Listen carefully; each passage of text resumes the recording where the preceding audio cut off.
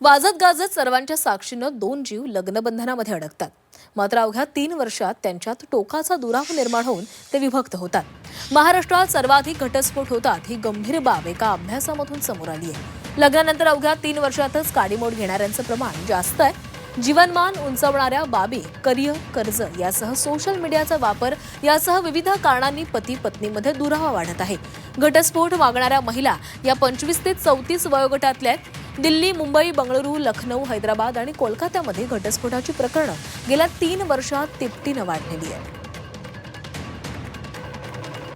तर राज्यानुसार घटस्फोटाचा दर किती आहे पाहूया. महाराष्ट्र 18.7%, कर्नाटक 11.7%, पश्चिम बंगाल 8.2%, दिल्ली 7.7%, तामिळनाडू 7.1%.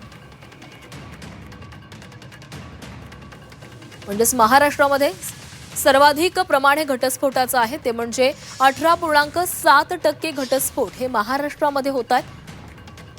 लग्नानंतर अवघ्या 3 वर्षातच घटस्फोट होण्याचे प्रकार वाढलेले आहेत.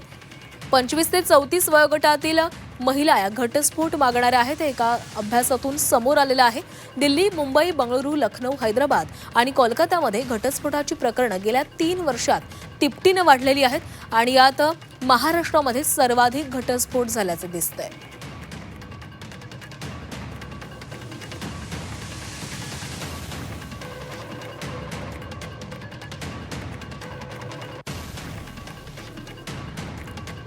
तर वाजत गाजत सर्वांच्या साक्षीनं लग्न केलं जातं, मोठा विवाह सोहळा पार पडतो. मात्र अवघ्या 3 वर्षांमध्ये घटस्फोट होत असल्याचं प्रमाण वाढत चाललेलं आहे.